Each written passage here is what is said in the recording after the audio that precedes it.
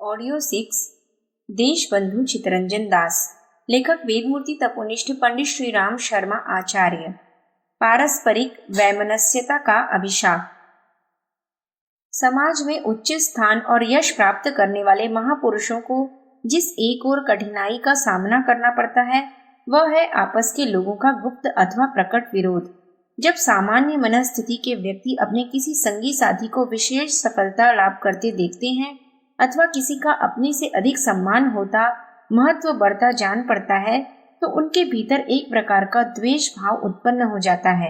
उसके वशीभूत होकर वे प्रायः प्रतिपक्षी के विरुद्ध उल्टी सीधी बातें कहने लगते हैं और जिस प्रकार संभव हो उसे गिराने की चेष्टा करते हैं। यद्यपि यह दूषित मनोवृत्ति सर्वत्र पाई जाती है, पर भारतवर्ष जैसे देश में जो बहुत लंबे समय तक विदेशियों के अधीन रहा हो, यह दोष बड़ी मात्रा में पाया जाता है। श्री दास को भी अपने ही आसपास के अन्य कार्यकर्ताओं और कांग्रेस में भाग लेने वालों के कारण ऐसी अवांछनीय परिस्थिति का सामना बहुत करना पड़ा। श्री शरतचंद्र ने दास बाबू के जीवन के इस पहलू पर प्रकाश डालते हुए ठीक लिखा है, पराधीन देश का सबसे बढ़कर दुर्भाग्य यह होता है कि उसके स्वाधीनता संग्राम में मनुष्य को विदेशियों की अपेक्षा अपने देश के लोगों के साथ ही अधिक लड़ाई लड़नी पड़ती है। जिन लोगों ने गत 50 वर्षों के भारतीय स्वाधीनता आंदोलन में भाग लिया है, आंखें खोलकर उसका निरीक्षण किया है, वे इस कथन की सच्चाई को अच्छी तरह अनुभव कर सकते हैं। श्री दास को इस परिस्थिति का सामना अन्य नेताओं की अपेक्षा इसलिए अधिक करना पड़ा था क्योंकि अपनी उच्च स्थिति, प्रभाव और त्याग के कारण उनको आंदोलन में बहुत शीघ्र प्रधान पद प्राप्त हो गया था। अपने ज्ञान और अनुभव के द्वारा वे जो निर्णय करते थे वह भी अन्य लोगों की अपेक्षा अधिक श्रेष्ठ और कारगर होता था। इससे उन्होंने जनता में शीघ्र ही वह श्रद्धा और सम्मान युक्त स्थान प्राप्त कर लिया जो अनेक पेशेवर राजनीतिज्ञों को बहुत वर्षों में भी नहीं मिल सका था। इसी से बंगाल के और अन्य प्रांतों के भी अनेक छोटे बड़े नेता उनसे प्रतिस्पर्धा का भाव रखने लगे थे और समय कुसमय उनका विरोध करने को तत्पर हो जाते थे। यद्यपि श्री दास ने कभी ऐसे लोगों के विरोध के कारण कोई अनुचित अथवा देशहित को हानि पहुंचाने वाला कार्य नहीं किया, तो भी इसका प्रतिकार करने के लिए उनको जो अतिरिक्त श्रम करना पड़ता था और मानसिक अशांति उत्पन्न होती थी वह उनके स्वास्थ्य के लिए घातक ही सिद्ध हुई। इसके संबंध में अपनी सम्मति व्यक्त करते हुए देशबंधु के निकटतम सहकारी श्री सुभाष बाबू ने लिखा है, कभी कभी मेरे मन में यही भाव आता है कि देशबंधु की अकाल मृत्यु और देह त्याग की बहुत कुछ जिम्मेदारी उनके सहकारी और अनुयायियों पर भी है। अगर वे उनके कार्यभार को कुछ हल्का करते रहते तो संभवतः उनको इतना अधिक परिश्रम करके अपनी जीवन लीला इतनी शीघ्र समाप्त न करनी पड़ती। पर हम लोगों की आदत है कि जिसको एक बार नेता के पद पर बिठा देते हैं उस पर इतना अधिक बोझा डालते हैं और उससे इतनी अधिक आशा रखते हैं कि जितना कार्यभार उठाना किसी व्यक्ति के लिए संभव नहीं होता। राजनीति से संबंधित तमाम बातों की बागडोर हम नेता के हाथ में देकर स्वयं निश्चिंत होकर बैठे रहना चाहते हैं। यही देशबंधु के इतनी शीघ्र केवल 55 वर्ष की आयु में संसार से उड़ जाने का मुख्य कारण था। हमारे यहाँ का सार्वजनिक जीवन अभी बहुत कम विकसित हुआ है। अधिकांश लोग तो सार्वजनिक का आशय ही नहीं समझते। इसलिए जो थोड़े से व्यक्ति इस दिशा में आगे बढ़ते हैं उन्हीं को समस्त राजनीति और लोक कल्याण के कार्यों का उत्तरदायी समझ लिया जाता है। इधर सच्चे नेता भी जब देखते हैं कि जनता सार्वजनिक जीवन के संबंध में अनजान और अनभ्यस्त है तो लाचार होकर उनको अपनी शक्ति से बाहर श्रम करके कार्य संचालन करना पड़ता है, जिसका परिणाम प्रायः अनिष्टकर ही सिद्ध होता है। एक देशबंधु चित्तरंजन दास ही नहीं, हमारे देश के अनेक महान कर्णधार इसी प्रकार अतिरिक्त कार्यभार के कारण समय से पूर्व परलोक के पथिक बन चुके हैं।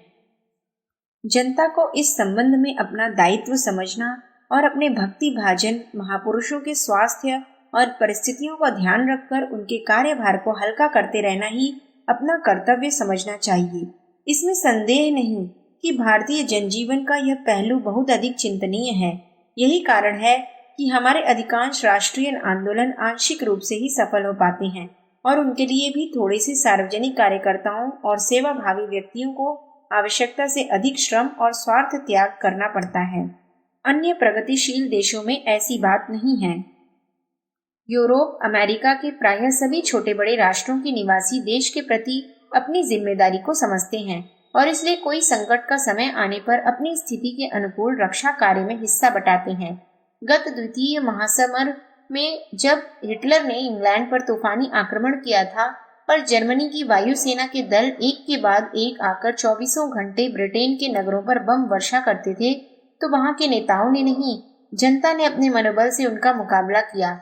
उस समय अंग्रेजी सेना की युद्ध सामग्री भी फ्रांस की भूमि पर हुई पराजय के कारण नष्ट हो गई थी, पर इंग्लैंड की सामान्य जनता इनमें से किसी कठिनाई से न घबराकर नियम से कारखानों में जाती रही और पहले से ड्योढ़ा काम करती रही, जिसके परिणाम स्वरूप एक भयंकर शत्रु से देश की रक्षा ही न हो सकी, वरन ब्रिटिश सेना पुनः अस्त्र शस्त्रों से सुसज्जित होकर हिटलर का मुकाबला करने को तैयार हो गई। अगर हमारे देशवासियों में ऐसी मनोवृत्ति जागृत हो जाए तो यहाँ के राष्ट्रीय, सामाजिक, आर्थिक कार्यक्रम इस प्रकार अधूरे न रहें। इस समय तो जो थोड़े से सेवाभावी व्यक्ति समाज सुधार, धर्म प्रचार, आर्थिक व्यवस्था को उन्नत बनाने की योजना बनाते हैं, उसके लिए उनको साधनों तथा सहायकों की कमी से स्वयं ही इतना परिश्रम और दौड़ धूप करनी पड़ती है कि वे थोड़े बहुत समय में ही थककर हताश हो जाते हैं। यदि हमारी जनता उपयोगी सार्वजनिक कार्यों के महत्व को समझकर स्वेच्छा से आवश्यक सहयोग प्रदान करती रहे तो देश की परिस्थिति में बहुत कुछ सुधार हो सकता है। देशबंधु चित्तरंजन दास को बहुत अधिक श्रेय इस बात का है कि उन्होंने स्वाधीनता संग्राम के आरंभिक दिनों में उसको उलझनों से निकालकर व्यावहारिक मार्ग दिखलाया। जैसे उन्होंने आरंभ में ही कह दिया था, स्वराज्य पार्टी द्वारा एक चुनाव जीत लिए जाने पर फिर सभी कांग्रेसी नेता काउंसिल प्रवेश के महत्व को समझ गए और दूसरे ही चुनाव में कांग्रेस के बड़े बड़े महारथियों ने भाग दिया और काउंसिलों के सदस्य बने। सन 1937 में गांधी जी की आज्ञानुसार कांग्रेस ने अपनी पूरी शक्ति लगाकर चुनाव लड़ा और उसके नेताओं ने मंत्री पद स्वीकार करके शासन संचालन किया। इस प्रकार श्री दास की नीति ही, जिसके लिए एक बार उनको कांग्रेस का विद्रोही कहकर बदनाम करने की चेष्टा की गई थी, अंत में उचित और देश हित के अनुकूल मानी गई। उन्होंने सन 1923 में ही उक्त लांछन का प्रतिवाद करते हुए मद्रास की एक सभा में कह दिया था, क्या मैं विद्रोही हूँ? यदि मुझे ऐसा जान पड़े कि स्वराज्य प्राप्त करने के लिए कांग्रेस अथवा भारत की किसी भी दूसरी संस्था का विरोध करना आवश्यक है तो मैं करूँगा। मैं आपको विश्वास दिलाना चाहता हूँ कि कांग्रेस से अधिक पवित्र एक और चीज है और वह है भारतीय जनता की स्वतंत्रता। देशबंधु का आशय था कि सार्वजनिक सेवा के क्षेत्र में हम सबको पूरी सच्चाई और निस्वार्थता से काम लेना चाहिए। जो इस मार्ग पर चलेगा वह कभी मार्गच्युत नहीं हो सकता और उसके विरुद्ध भूल से या द्वेष से यदि कोई दोषारोपण किया जाएगा तो वह अधिक देर तक न टिक सकेगा। दास बाबू भारतीय धर्म और अध्यात्म के मर्म को भी पूर्ण रूप से समझते थे। उन्होंने अपने एक भाषण में कहा था कि कृत्रिम अंग्रेजियत हमारे मार्ग में बाधा बन गई है।